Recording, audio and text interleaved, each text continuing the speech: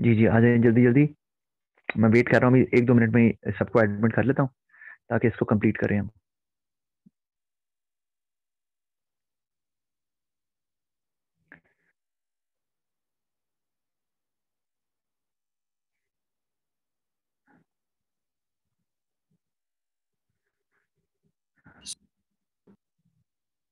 जी मैं वेट कर रहा हूँ बस 1 आधा मिनट, ताकि बच्चे जो ज़्यादा से ज़्यादा आना चाह रहे हैं वो जल्दी से आ जाएं।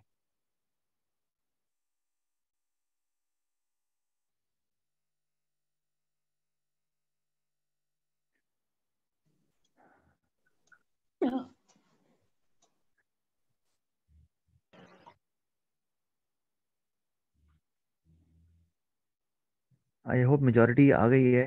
स्टिल 1 आधा मिनट में बस लूंगा, ताकि किसी और ने अगर आना है तो आए, ताकि फिर मैं दोबारा से स्टार्ट करूँ।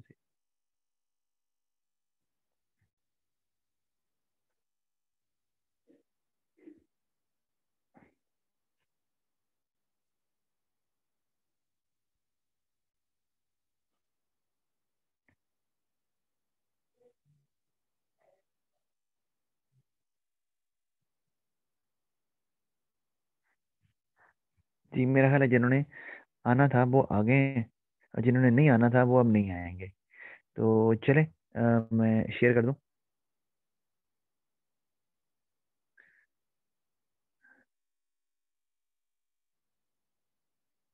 जी ये हम इस टोटल फ्लोट की हमने बात कर ली है। अब हम आगे चलते हैं, और अगला हमारी चीज़ आ गई है दूसरा फ्लोट, यानी कि फ्री फ्लोट।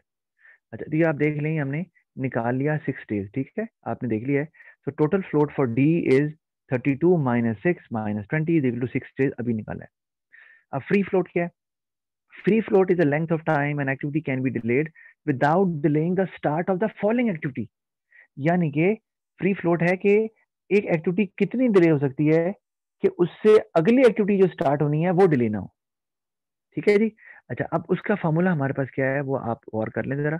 वो लिखा हुआ है जी, free float is equal to E S T next activity minus duration minus E S T this activity.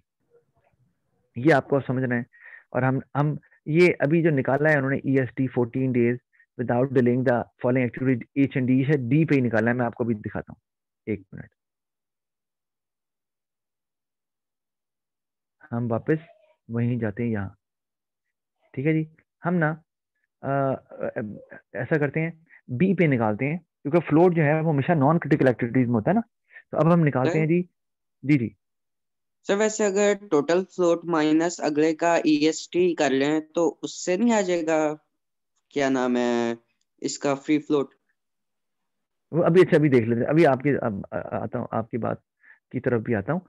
ये पहले देख लिया आप। अच्छा अब मैं ना फर्ज किया हम ना बी पे निकालना चाह रहे हैं, क्या, फ्री फ्लोट, बी का फ्री फ्लोट निकालना चाह रहे हैं कि क्या ये कितनी डिले हो सकती है कि अगली एक्टिविटी डिले ना हो, क्योंकि उससे अगली एक्टिविटी डी भी है और एच भी है। ठीक है ना, बी से अगली एक्टिविटी जो फॉलोइंग एक्टिविटीज हैं वो डी है और एच है। तो कितना डिले बी हो जाए कि जिससे डी और एच की स्टार्टिंग पॉइंट पे कोई फर्क ना पड़े। ये हम देख लेते हैं कि ऐसा इस सलार बार बार आ रहे हैं लेकिन अंतर नहीं हो पा रहे।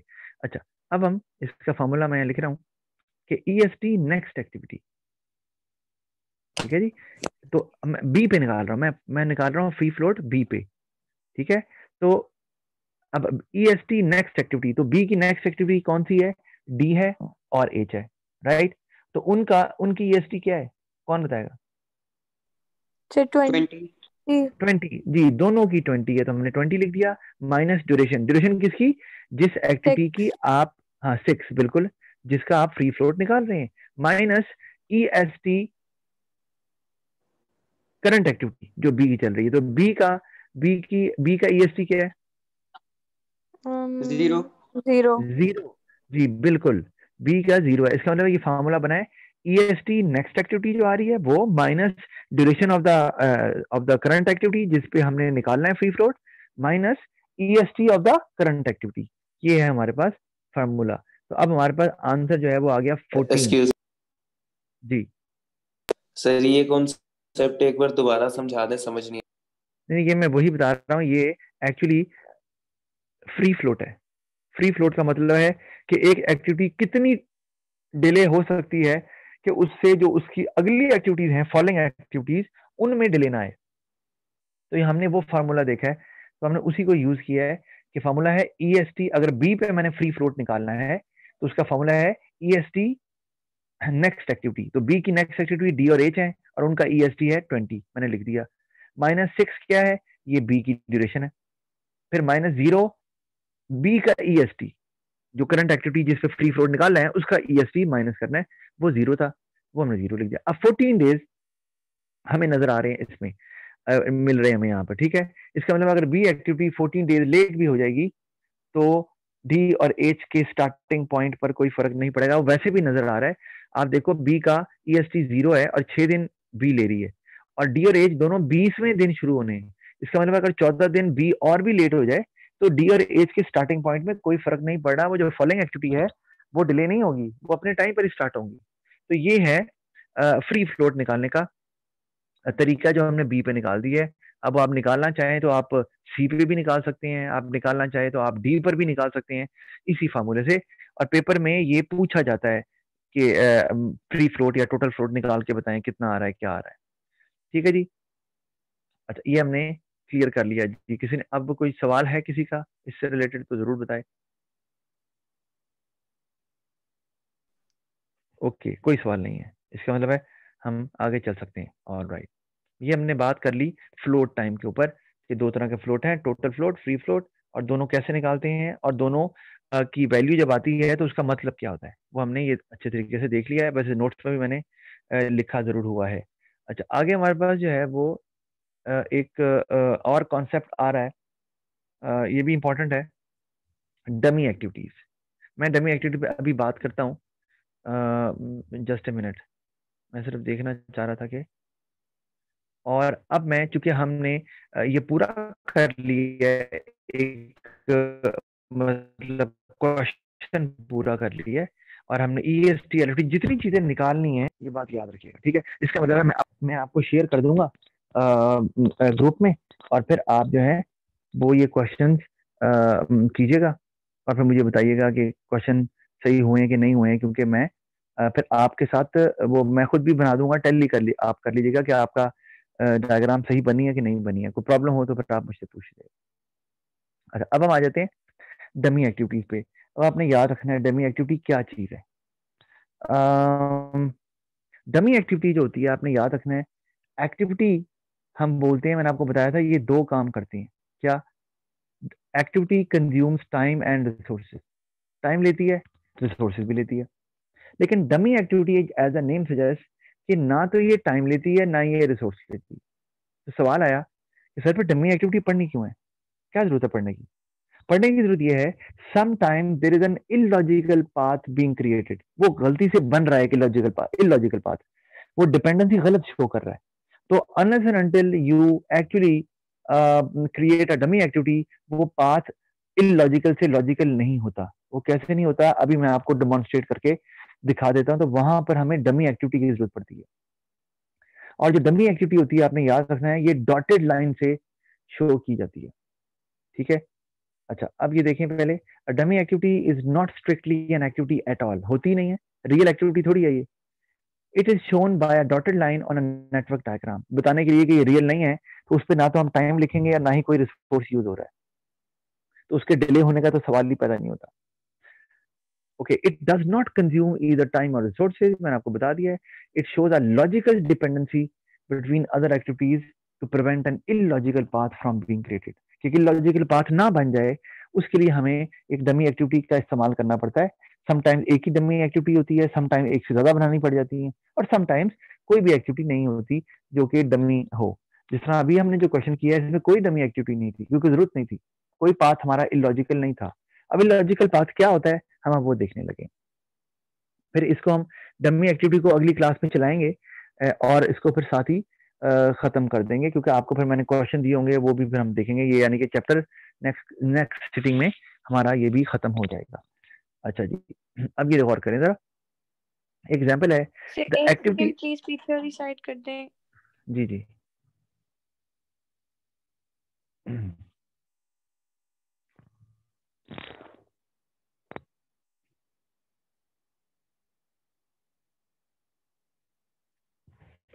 Okay, all done. टाइम हो गया सर क्लास। बस ये जी मैं एक छोटी सी बात बता के फिलहाल खत्म कर रहा हूँ मैं, लेकिन ये जरा जरूरी था ताकि आगे फिर हम अगली क्लास में टाइम ना लगे ज्यादा। डमी, अब मैं आपको ये बता रहा हूँ, ये देखिए लिखा है activities A and B are the start of the project. दोनों एक्टिविटी इकट्ठी स्टार्ट हो रही है क्योंकि दोनों की डिपेंडेंसी या तो है ही नहीं, ठीक है, जिसकी वजह से मैंने क्या किया, एक नोड बनाया और दोनों एक्टिविटी ए और बी इकट्ठी स्टार्ट कर दी, ठीक है, ये हमने किया। आगे क्या है, सी फॉलोज ए।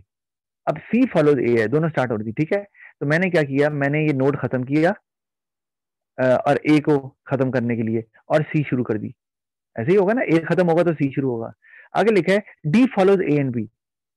अब डी जो है वो ए और बी दोनों पे डिपेंडेंट है, इसका मतलब है ए और बी दोनों एक ही नोड पे खत्म होंगे तो डी शुरू होगा ना।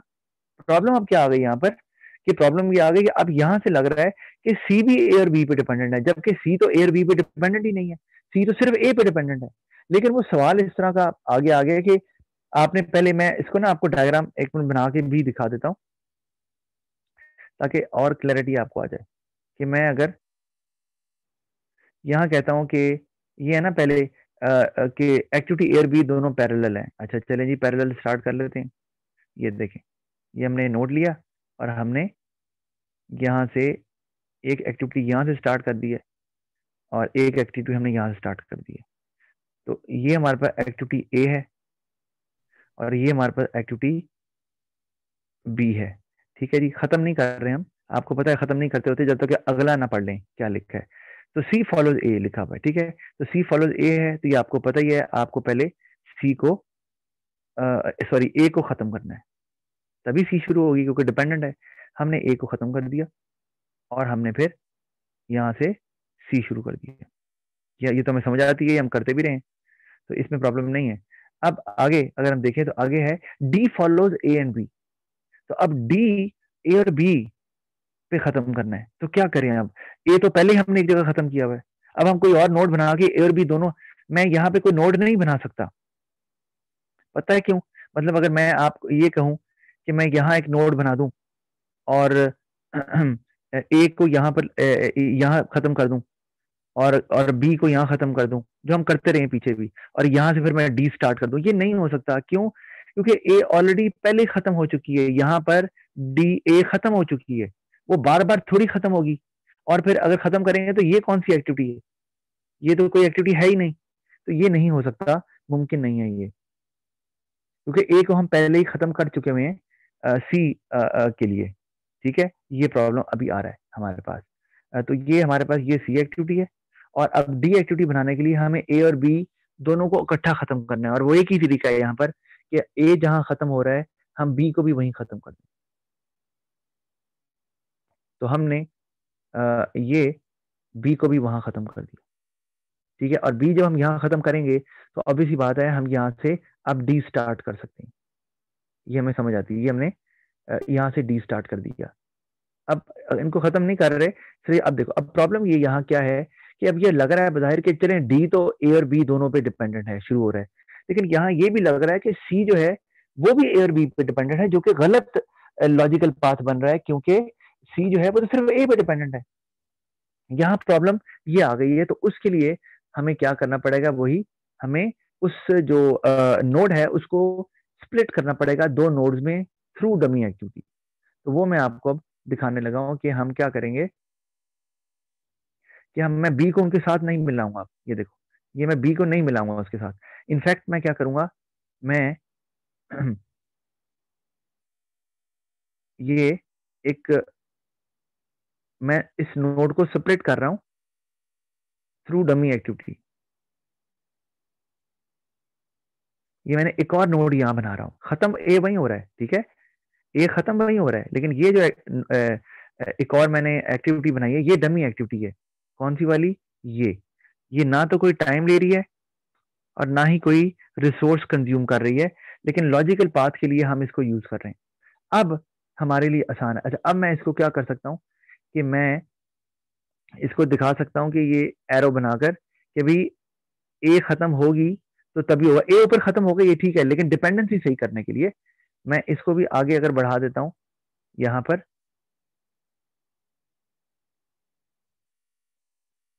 ये मैंने बी को खत्म यहाँ किया, ठीक है, इस नोड पे। और यहाँ से अब अगर मैं डी स्टार्ट करूंगा तो अब आप गौर करो जरा, अब अगर मैं डी यहाँ से स्टार्ट करता हूँ तो अब हमें लॉजिक समझ आता है। क्या लॉजिक? लॉजिक ये है कि डी जो है वो बी और ए दोनों पे डिपेंडेंट है, तो ए को मैंने डमी एक्टिविटी से ज्वाइन करके शो ए की डिपेंडेंसी शो कराई है डी पर। और अब सी आइसोलेट हो गया है, सी जो है वो सिर्फ ए पे डिपेंडेंट है, वो हमें नजर आ रहा है। अब वो जो इलॉजिकल पाथ बन रहा था कि सी जो है वो ए और बी दोनों पे डिपेंडेंट नजर आ रहा था, अब ऐसा नहीं है। और अब बात सही हो गई है कि सी ए पे डिपेंडेंट है और डी जो है वो ए और बी दोनों पर, उसके लिए हमने एक डमी एक्टिविटी को यूज किया है। जी कोई सवाल? मतलब सर प्रैक्टिकल इसका कोई काम नहीं होगा, सिर्फ मैप को समझाने के लिए यूज होगी। जी एग्जैक्टली, ताकि डिपेंडेंसी जो प्रोजेक्ट मैनेजर है वो डिपेंडेंसी सही समझ ले कि कौन सी एक्टिविटी किस पे एक्चुअली डिपेंडेंट है, ताकि उसको प्रॉब्लम ना हो जब वो रिसोर्स यूज कर रहा है या टाइम फ्रेम को मैनेज कर रहा है। तो अभी आज के लिए इतना ही काफी है। अब मैं आपको कुछ क्वेश्चन, जी जी कोई पूछना चाह रहा है कुछ? सर ये ए से पहले जो नोड है उसको तो 1 नंबर देंगे, तो 2 नंबर किसको देंगे और 3 देना है क्या? हाँ ये अब बताता हूँ आपको। अगर हाँ इसको 1 देंगे, इसको हम 2, ये इसको 2 कर दें, और ये नीचे वाले को यहाँ ये नोट दिया हुआ, आप इसको 3 दे दें या ना दें, लेकिन डमी एक्टिविटी का चूंकि टाइम ही नहीं होता तो इसलिए उसमें EST LFT नहीं आएगा। यानी कि आप यहाँ पर नोड तो बनाएंगे, ये देखो यहाँ पर आप नोड आएगा, मैं यहाँ 2 लिख सकता हूँ, ठीक है फाइन, ठीक है। और सी का EST LFT यहाँ पर आएगा, बिल्कुल आएगा, ठीक है, आपको पता है अच्छे से। लेकिन ये जो ये डमी एक्टिविटी है इसका कुछ नहीं आएगा। तो ये बिल्कुल दोनों नोड बनेंगे और दोनों नोड में, बल्कि इनफैक्ट तीनों बनेंगे, ठीक है, लेकिन उस डमी एक्टिविटी का कोई ताल्लुक नहीं होगा। उस डमी एक्टिविटी का कोई टाइम नहीं आएगा, कोई EST LFT नहीं होगा। हाँ ये जो अब यहाँ पे EST LFT होगा इस जगह पर, ये नोड नंबर 3 जो हमें, वो डी का होगा, और इसी तरह ऊपर जो होगा वो सी का होगा। ये जो बीच में कनेक्ट कर रही है सी और डी के दरमियान नोड को, उसका कोई EST LFT नहीं। सर अगर फर्ज करें ए का टाइम जो है बी से ज्यादा होता है, डी तो ए पे भी डिपेंडेंट है, तो इसमें EST LFT ए वाला आएगा। हाँ अगर मैं, ये आपने बात अभी की है, मैं चलिए दिखा देता हूँ। आप कह रहे हैं ये हमारे पास नोड नंबर 1 है, और आप ये कह रहे हो कि ए का टाइम जो है वो क्या है जी? ए का बी टाइम से हमसे ज्यादा ज्यादा है। है, आपने कहा ज्यादा है। अच्छा चलिए हम कहते हैं कि ए का टाइम जो है ना वो है 6 डेज, और बी का टाइम है लेट्स से 4 डेज, ठीक है। तो इसका मतलब है कि हमारे पास 2 रास्ते हैं, एक ऊपर से जाने के इस नोड पे, कौन से नोड पे पहुंचने के? नोड नंबर 3 पे पहुंचने में। ये हम इसको नोड नंबर 2 कह देते हैं। ये ले, अब बी पे अगर पहुंचेंगे सीधे रास्ते से तो जारी बात है, मैंने आपको बताया था पहले नोड पे तो EST LFT दोनों 0 ही होते हैं, तो आंखें बंद करके आप लिख सकते हैं। तो अगर 0 + 4 करूंगा तो आंसर आएगा 4, ठीक है जी। तो और ऊपर से जाऊंगा अगर तो 0 + 6, तो जारी बात है ऊपर से आंसर बड़ा आ रहा है, तो हमारा EST जो है वो 6 होगा, वो 4 नहीं हो सकता, क्योंकि डी जो है वो जब तक ए खत्म नहीं होगा बी के खत्म होने से डी शुरू नहीं हो सकता। तो इसका मतलब है कि अगर मैं यहाँ पर डी का EST लिखना चाहूंगा तो डी का EST जो है वो 6 आएगा। ज्यादा बड़ा आंसर ये है ना, 4 नहीं आएगा क्योंकि वो छोटा है। और आपको बताया ये वजह है कि हम बड़ा आंसर लेते हैं EST निकालते हुए, छोटा आंसर नहीं लेते, क्योंकि छोटा आंसर लेंगे तो फिर भी वो एक्टिविटी जल्दी स्टार्ट हो ही नहीं सकती, वो उसका सही EST है ही नहीं। अगर मैं यहाँ 4 लिख दूं तो क्या डी 4 दिनों में स्टार्ट हो सकती है? नहीं, क्योंकि ए तो 6 दिनों में पूरा हो रहा है। इसीलिए हम हमेशा EST निकालते हुए बड़ा आंसर लेते हैं इस वजह से। तो इसी तरह अगर मैं सी की बात करूं तो सी का जो टाइम है वो भी 6 ही है, वो भी ए दिन, ए के बाद भी पूरा हो रहा है, जारी बात है। तो डी का टाइम भी 6 दिन है और सी का टाइम भी 6 दिन है, और बाद में फिर दोनों पैरेलल आगे स्टार्ट हो गई हुई एक्टिविटी। जी और कोई सवाल? और खुदा हाफिज, आपको मैं क्वेश्चन भेजूंगा, वो जरूर सर लिंक भी कीजिएगा। भेज देना। हाँ जी वो मैं आपको एक आज भेजूंगा या कल भेजूंगा।